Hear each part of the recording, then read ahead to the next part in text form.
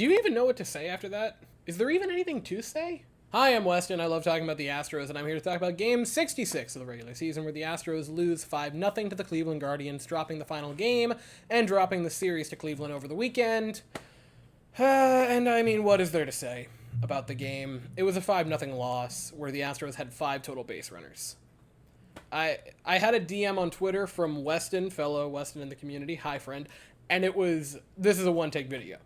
And like it is. It's not a one-take video out of anger or frustration. It just happens. The Astros are clearly tired. You're tired. Not only that, you're injury riddled. You lost Jordan Alvarez this week. You just lost Ryan Stenek. Your bullpen has been taxed to hell and back, because you also throw in that 14-inning game. You've played 17 games in 17 days. The Astros are tired. That's why you have Mauricio Dubon and Corey Julks batting first and second. That's not a knock at Dubon. That's more so... And that's not even a knock at Julks, who's been cromulent. He's been what the Astros have needed. A perfectly fine bat. But that's your top 3 and a bottom 3, or your top 2 and a bottom 4 of Yainer Diaz, who's actually been pretty solid. I'm happy with Yainer Diaz. That's not an insult at him. And Jake Myers, who, again, has heated up. Gray Kessinger, who was the lone Astro to reach base twice today, got his first Major League hit and first Major League walk. Good for him. And Cesar Salazar, who, and I'm not trying to be a mean person, I do not understand how he is here and not Corey Lee. It just was the game. The offense did nothing, and no one really expected them to. When you saw the lineup on paper, you're like, oh, it's going to be one of those days. And it was. Shane Bieber had his way with the Astros. I want to say he had like 14 swings and misses, 9 strikeouts, gave up 1 walk. Shane Bieber dominated. And he is going to look so good with Houston on his jersey come like late July, early August. It's going to be a thing of beauty.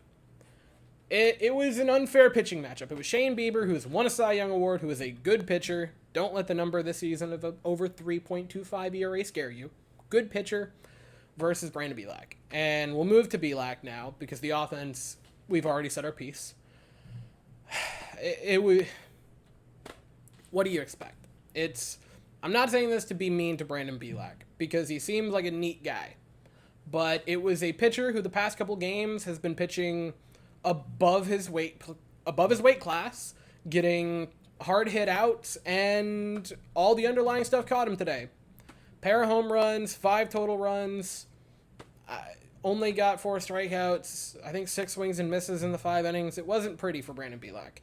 Gave up 11 hard hit balls, and I had comments after the Toronto game where I complained about him having 18 hard hit balls. And people were saying, oh, well, that's because it's Toronto. Of course he's going to give up a lot. Toronto always hits the ball hard. Side note, they're 13th in hard hit percentage, so it's not like they're that high up. They're kind of middle of the pack, but that's beside the point.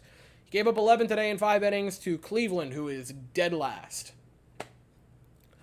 He is a good in a pinch starter. If you need him for a couple games here and there, he's great to have. The Astros have called upon him, and he has by and large done a fine job. I'm not saying send him back down and call the mob with pitchforks and torches to go after Brandon Bielak. I'm saying it was a bad game. But, I mean, who among the Astros didn't today? Oh wait, I'll give you 2 who didn't. Matt Gage pitched well. He picked up a strikeout in 2 innings, only gave up 1 hard hit ball. Good for Matt Gage, how about that? And Rafael Montero picked up a pair of strikeouts in his inning of work. That's a good thing to see. You'd like to see him continue to pitch like that. Please, Brent, please, Rafael Montero, redemption arc. I'm not saying this in a bad way, because to an extent I would almost agree with Dusty Baker. I don't think there was any intent to win this game. I think he saw that it was your 5th or 6th starter going in Brandon Bielak, knew you had an off day tomorrow and wanted to give some guys extra rest, and just kind of said, go out there and play, and if you happen to win, that is fantastic, but we just want to get to that off day.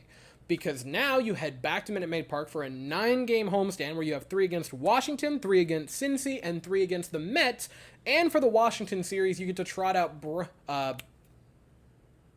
Hunter Brown. Jeez Louise, that took too long. Hunter Brown, Framber Valdez, and Christian Javier back-to-back-to-back against the Nationals, who come in below 500 by a good little margin. So I think the thought process was just get to the off day, we'll figure it out from there, and we'll win some games after that, which I don't necessarily disagree with. But now, finally, the Astros have a day to relax and get back to Houston before starting up another series Tuesday night, 8:10 Eastern, 7:10 Central. The Astros send Hunter Brown to the mound, and the Nationals will send Patrick Corbin to the mound. I'll be here afterwards to talk about it, but as for right now, that is all I have to say. So if you enjoyed this video, please consider liking and subscribing. Jeez. I hope you all have an absolutely fantastic day, and as always, go Astros.